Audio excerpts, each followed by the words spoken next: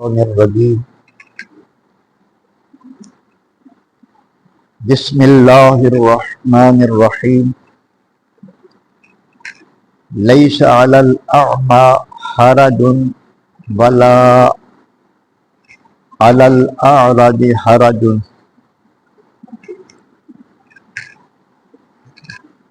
نابینا شخص پر کوئی حرج نہیں اور نہ ہی لنگڑے پر کوئی حرج ہے، ولا علی المریض اور نہ ہی بیمار پر حرج کوئی حرج ہے۔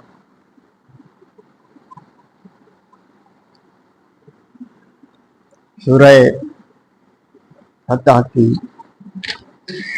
آیت نمبر 17 ہے، جس میں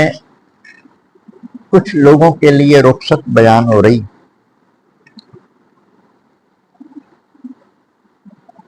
حدیبیہ کی طرف جانے والے اور نہ جانے والے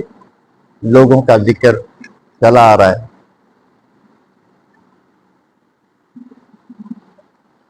جو لوگ حدیبیہ کی طرف نہ جا سکے بلکہ وہ جان بوجھ کر نہیں گئے، پھر غزوہ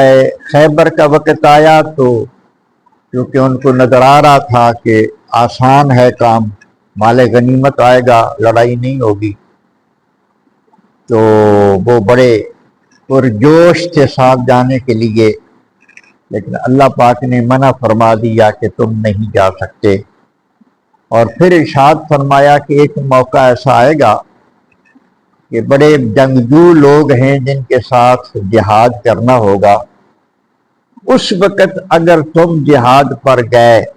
اور جہاد کیا تمہیں بہت بڑا اجر دیا جائے گا، اور اگر تم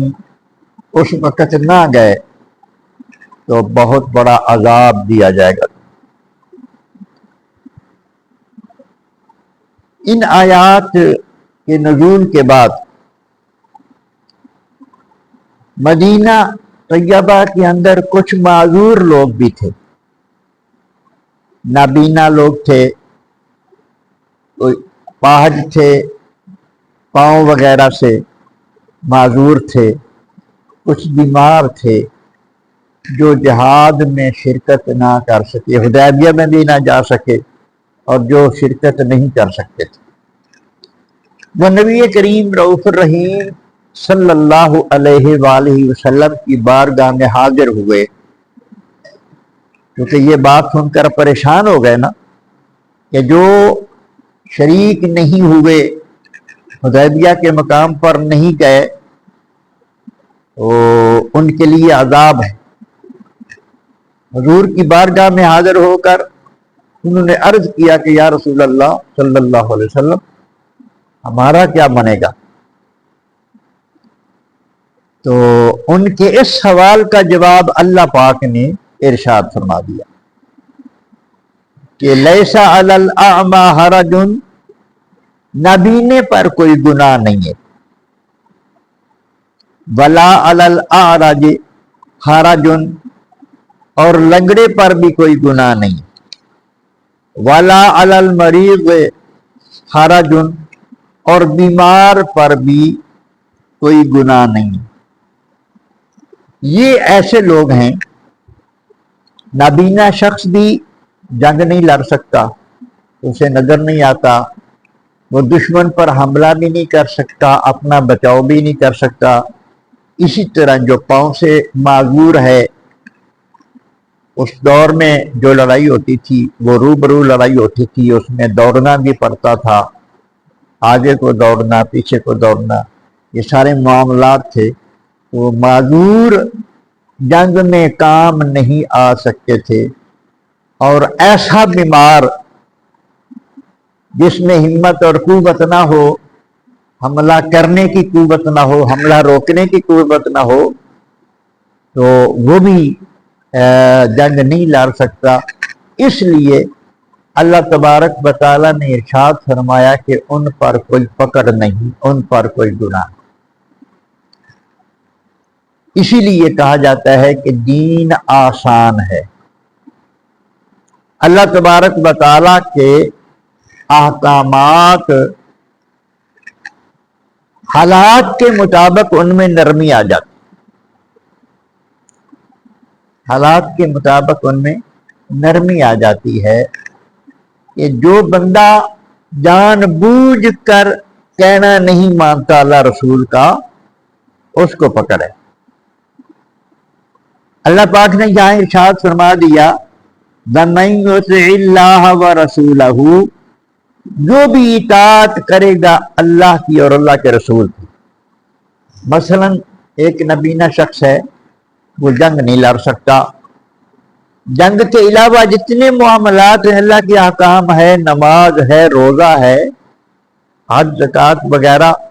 اگر اس پر زکوٰۃ فرض ہے تو ادا کرے، اگر حج فرض ہے تو وہ ادا کرے، یہ کام وہ کر سکتا ہے۔ یعنی جس نے بھی اللہ اور اللہ کے رسول کی اطاعت کی،